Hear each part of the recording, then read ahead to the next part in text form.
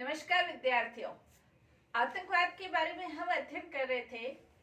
भारत के अंतर्गत आतंकवादी घटनाओं के बारे में, आतंकवादी घटनाओं से ग्रसित जो राज्य थे उनके बारे में हम अध्ययन कर चुके हैं। आज हम आतंकवाद का जो मूल कारण है उसके बारे में हम अध्ययन करेंगे। आतंकवाद का मूल कारण क्या आतंकवादी है या अन्य भी कारण हो सकते हैं, इसके बारे में आज हम अध्ययन करेंगे। आतंकवादियों को आतंकवाद का मूल कारण मानना एक तरफा विचार है। जो आतंकवादी बनते हैं वो क्यों बनते हैं आतंकवादी, आखिर ऐसे कौन से कारण उत्तरदायी है जिससे कोई व्यक्ति विशेष आतंकवादी बन जाता है। आतंकवाद के लिए आतंकवादी उत्तरदायी है ये तो है ही, वो स्वयं उत्तरदायी है, ये तो पहला कारण है, प्रमुख कारण है। लेकिन आतंकवादी बने इसके लिए कुछ परिस्थितियां भी उत्तरदायी होती है, जिसके कारण एक व्यक्ति आतंकवादी बनने की ओर अग्रसर होता है। उसके लिए कुछ परिस्थितियां भी जिम्मेवार होती है। उन परिस्थितियों में बहता हुआ व्यक्ति आतंकवादी बन जाता है। तो उन परिस्थितियों का हम अध्ययन कर रहे हैं जिसके अंतर्गत आतंकवाद पनपता है, या आतंकवाद के जो मूल कारण हैं उनका हम अध्ययन कर रहे हैं। लेकिन इसका तात्पर्य ये नहीं है कि ये परिस्थितियां ही आतंकवाद का कारण है। एक व्यक्ति आतंकवादी बनता है, वो स्वतंत्र है, वो अपना विचार स्वतंत्र रूप से सोच सकता है, लेकिन फिर भी वो आतंकवाद का रास्ता अपनाता है, तो स्वयं तो जिम्मेवार है ही है। लेकिन इसके साथ ही जो परिस्थितियां जिम्मेवार है उसके बारे में आज हम अध्ययन करेंगे। तो आतंकवाद के लिए सबसे पहला महत्वपूर्ण कारण सांप्रदायिकता और जातिवाद। भारत के अंतर्गत धर्मनिरपेक्ष भारतीय व्यवस्था को ग्रहण किया गया है। धर्मनिरपेक्ष व्यवस्था होते हुए भी प्रत्येक व्यक्ति को अपना धर्म मानने, उसका प्रचार करने, उसके अनुसार आचरण करने, उसकी संपत्ति खरीदने की स्वतंत्रता है। लेकिन फिर भी धर्म के नाम पर कुछ संगठनों के द्वारा, कुछ दलों के द्वारा, कुछ व्यक्तियों के द्वारा अपने राजनीतिक स्वार्थों की पूर्ति के लिए धर्म को इस रूप में पेश किया जाता है कि वो दूसरे धर्म के लोगों को घृणा की दृष्टि से देखते हैं और अपने धर्म, जिसे हम सांप्रदायिकता कह सकते हैं, कि अपने धर्म को वो श्रेष्ठता की दृष्टि से देखते हैं और नफरत, जहर फैलाने का कार्य किया जाता है। और ये सांप्रदायिकता का जो वातावरण है ये आतंकवाद का एक महत्वपूर्ण कारण कहा जा सकता है, प्रमुख कारण कहा जा सकता है। सांप्रदायिकता के साथ ही साथ कहने का तात्पर्य यह है कि अपने धर्म के को गलत अर्थों में पेश करके लोगों को बहका कर उन्हें हिंसात्मक कृत्य करने के लिए विवश करना या बहकाना या उनकी ओर अग्रसर करना सांप्रदायिकता के अंतर्गत कहा जा सकता है। इसके साथ ही साथ कुछ जातीय तत्व भी आतंकवाद में अपनी महत्वपूर्ण भूमिका निभाते हैं। एक जाति अपने आप को श्रेष्ठ सिद्ध करते हुए दूसरी जाति के ऊपर अन्याय अत्याचार करती है, जिसका प्रभाव हम नक्सली आंदोलनों के रूप में देख सकते हैं, या जो जनजाति क्षेत्रों के अंतर्गत निवास करने वाले लोग हैं वहां पर जातीय प्रभाव के कारण आतंकवाद फैलता है। ये कारण आतंकवाद के अंतर्गत सांप्रदायिकता, जातीयता कहा जा सकता है। नेक्स्ट, इसके अंतर्गत शोषण और अन्याय की जो प्रवृत्तियां हैं। भारत को स्वतंत्र हुए काफी साल हो चुके हैं, 74 साल हो चुके हैं, और इसके अंतर्गत यदि देखा जाए तो जब भारत स्वतंत्र हुआ था, समानता का अधिकार सबको प्राप्त हुआ था, किसी भी प्रकार की असमानता का निषेध किया गया था। और जब हर प्रकार की असमानता का निषेध किया गया, सबको अवसर की समानता दी गई, आरक्षण की व्यवस्था को लागू किया गया, एसटी एससी के लिए आरक्षण की व्यवस्था को लागू किया गया, भूमि सुधार कानूनों को लागू किया गया, ये सब स्थितियां संविधान में बनाई गई। और इस कारण से बनाई गई ताकि जो शोषण है, अन्याय है, अत्याचार है, उसको कम किया जाए, खत्म किया जाए। छुआछूत को अपराध घोषित किया गया, अनुच्छेद 17 के अंतर्गत छुआछूत को अपराध घोषित किया गया। ये सब स्थितियां बनाई गई ताकि एक समानता का माहौल हो। लेकिन आजादी के इतने सालों के बाद भी भूमि सुधार जो कानून है वो भूमि सुधार कानून कागजों में ज्यादा है, हकीकत में वास्तविकता में उसका जो महत्व है वो बहुत कम देखने को मिलता है। आरक्षण की व्यवस्था है वो भी कुछ जाति विशेष तक सीमित रह गई है। सभी जातियों को इसका लाभ नहीं मिल पाया है, वो आज भी उसी दशा के अंतर्गत रह रहे हैं। इसके अंतर्गत यदि देखा जाए तो बंगाल है, बिहार है, पश्चिम बंगाल है, आंध्र प्रदेश, तमिलनाडु, इसके अंतर्गत कुछ जनजातीय क्षेत्रों के अंतर्गत अपने आप को वो हिंसा के माध्यम से बराबरी की स्थिति पर लाने की कोशिश करते हैं और उसमें हमारे जो पड़ोसी देश है वो उनकी बहुत सहायता करते हैं। नक्सली आंदोलनों का, नक्सली आतंकवाद का जो महत्वपूर्ण कारण है वो अन्याय और अत्याचार, शोषण की प्रवृत्तियां हैं। उन लोगों को इससे बहका दिया जाता है कि जो भूमिपति है उनका हत्या करके हिंसा का माहौल फैलाकर या आतंकवाद का माहौल फैलाकर वो सामाजिक और राजनीतिक व्यवस्था में न्याय की स्थिति, समानता की स्थिति ला सकते हैं। तो नक्सली जो आतंकवाद है उसका प्रमुख कारण शोषण और अन्याय की प्रवृत्तियां हैं। नेक्स्ट, नवयुवकों में तीव्र असंतोष। जो नवयुवक वर्ग है उनमें तीव्र असंतोष का प्रमुख कारण है बेरोजगारी। भारत के अंतर्गत देखा जाए तो आंशिक बेरोजगारी, मौसमी बेरोजगारी, वास्तविक बेरोजगारी के आंकड़ों को इकट्ठा किया जाए तो ये बेरोजगारी करीब 20-22 करोड़ के करीब पहुंचती है। जब युवाओं को कोई रोजगार नहीं मिलता तो उनको बहकाना बहुत आसान होता है और पैसों की कमी युवकों के अंतर्गत इस तरह से बढ़ती है कि वो पैसे प्राप्त करने के लिए हर प्रकार के कार्य करने के लिए तैयार हो जाते हैं। जहां युवकों में ये दिखता है कि जो तस्कर है या जो स्मगलर है या नशे का व्यापार करने वाले लोग हैं, ये बड़े आराम पूर्वक, विलासिता पूर्वक अपना जीवन व्यतीत कर रहे हैं, तो युवकों को लगता है कि बेरोजगार तो है ही, पैसा है नहीं, तो इसलिए वो गलत रास्तों की ओर जाते हैं। आतंकवाद और तस्कर, इन दोनों में बहुत गहरा संबंध है। आतंकवादी तस्करों के माध्यम से अपनी घटनाओं को अंजाम देते हैं, अपने उद्देश्यों को अंजाम देते हैं। दूसरी ओर जो तस्कर है आतंकवादियों के माध्यम से अपने कार्य करते हैं। दोनों का एक दूसरे से संबंध हो जाता है और तस्कर और आतंकवादी मिलकर आतंकवादी घटनाएं करने में, अंजाम देने में अपनी महत्वपूर्ण भूमिका निभाते हैं। और एक बार जब युवा वर्ग नशे के उसमें लिप्त हो जाते हैं या इनके गिरोह में शामिल हो जाते हैं या इनकी गिरफ्त में आ जाते हैं, उसके बाद इनके हाथ की कठपुतली बनकर रह जाते हैं और ये आतंकवादी संगठन इनसे जो कार्य करवाना चाहे वो करवा लेते हैं। तो युवाओं के अंतर्गत जो तीव्र असंतोष है वो इन आतंकवादी संगठनों की ओर उनको धकेलता है।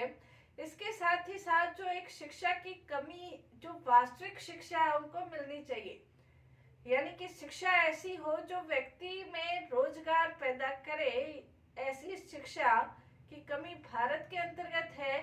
शिक्षित बेरोजगार भी है, शिक्षा का प्रचार प्रसार तो खूब हो रहा है, लेकिन फिर भी एमए बीए पढ़ा हुआ युवक क्या अपना रोजगार करने में वो सक्षम हो पाता है? नहीं हो पाता है।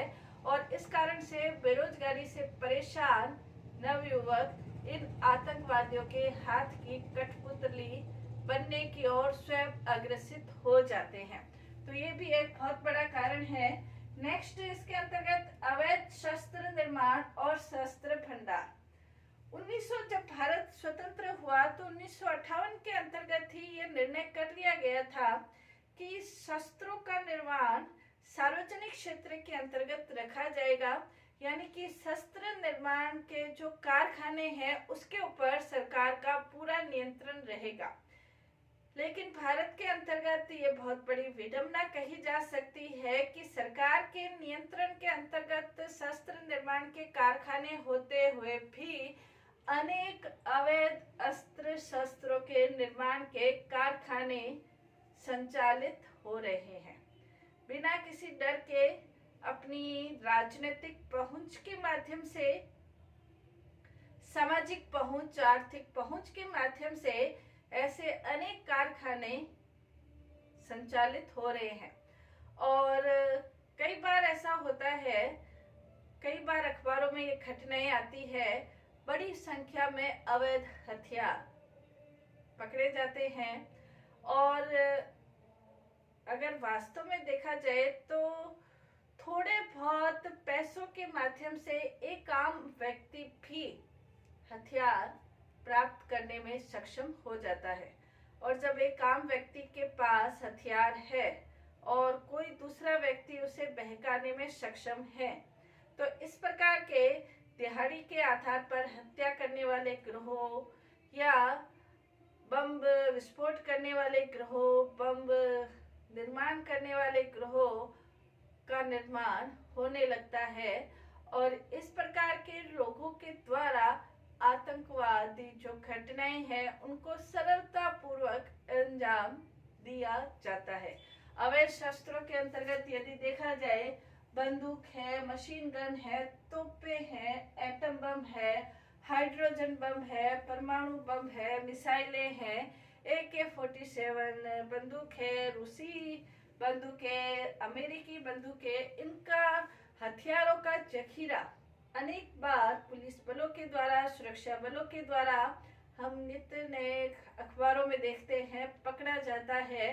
तो इनका निर्माण के कारखाने भी, अवैध निर्माण के कारखाने भी अनेक बार पकड़े जाते हैं, लेकिन फिर भी इस पर रोक नहीं लग रही है, बल्कि आए दिन इन हथियारों के संबंध में घटनाएं पढ़ने को मिलती हैं। और इन अवैध अस्त्र शस्त्र जब व्यक्तियों के पास आसानी से मिलते हैं तो वो किसी भी प्रकार की घटना को, जिनसे उनको स्वार्थ की सिद्धि होती है, घटनाओं को अंजाम दे देते हैं। नेक्स्ट इसके साथ शासक और शासित वर्गों में संवादहीनता की स्थिति और शासक वर्ग की संवेदनशीलता।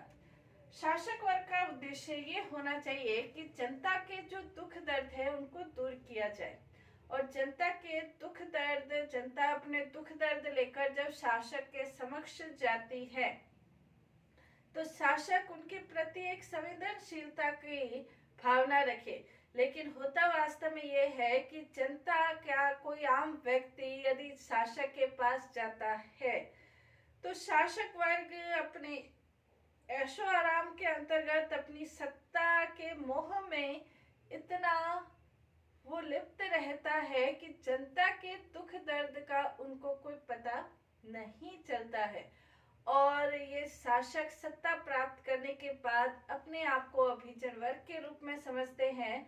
जब जनता को ये लगता है कि उनके दुख दर्द दूर करने वाला कोई नहीं है, तो फिर बोडोलैंड, नागालैंड, इस तरह के जो आंदोलन है, जो नक्सली आंदोलन है, वो पनपते हैं। जनता को ये लगता है कि हम स्वयं ही किसी हिंसात्मक कार्यवाही के द्वारा, हिंसा का प्रयोग करके हम स्वयं अन्याय, अत्याचार को खत्म कर लेंगे। अनेक विद्वान जैसे माइनर वीनर ये कहते हैं कि भारत में सरकार दबाव गुटों की मांगों पर उस समय तक ध्यान नहीं देती, एक आम व्यक्ति की मांगों पर उस समय तक ध्यान नहीं दिया जाता जब तक जन आंदोलन के माध्यम से वो अपनी शक्ति का परिचय नहीं देते। और जब वो शक्ति का परिचय देते हैं तभी उनकी मांगों को माना जाता है।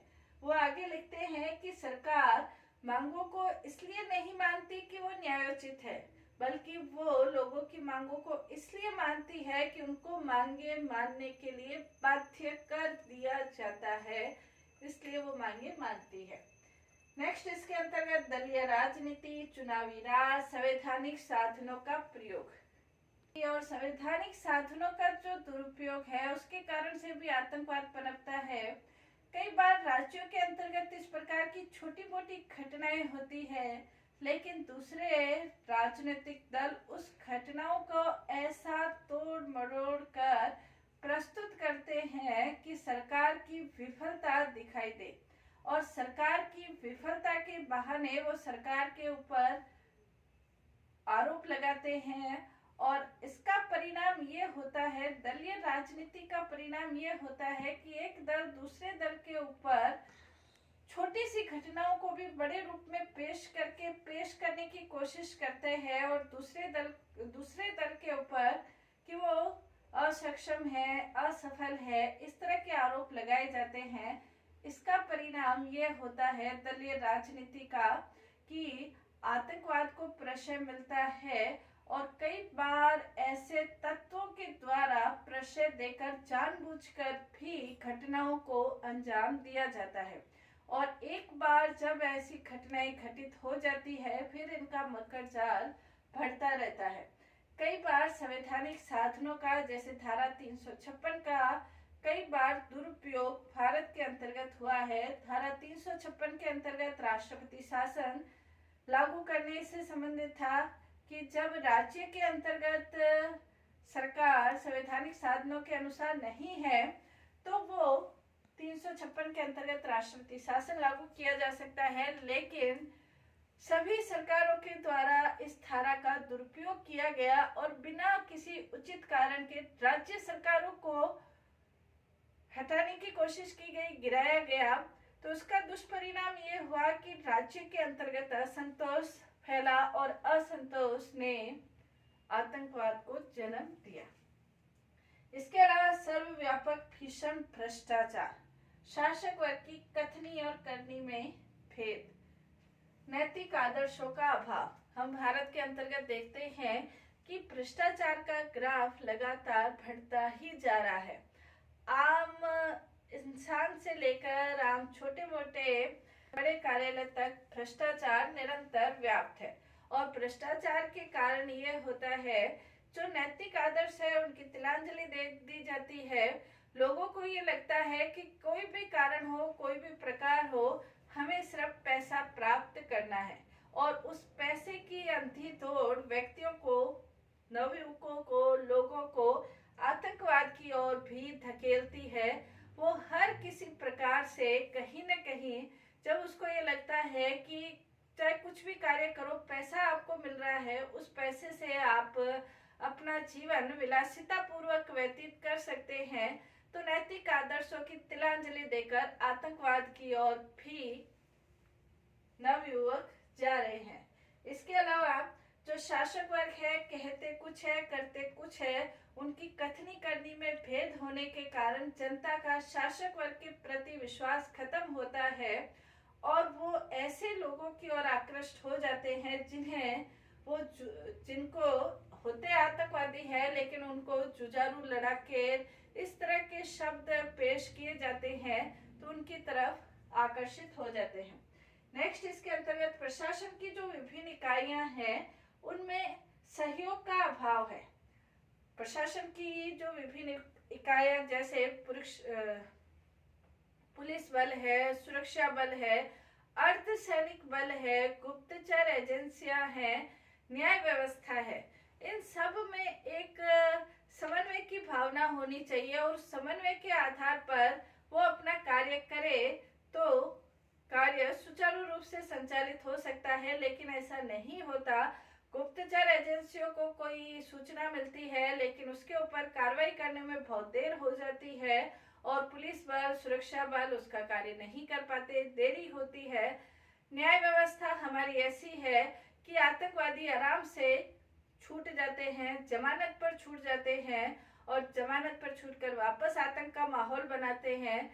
धीमी न्याय प्रक्रिया होने के कारण भी आतंकवादियों को सजा नहीं मिलती है। तो ये सारा समन्वय का अभाव भी आतंकवाद को प्रश्रय देता है।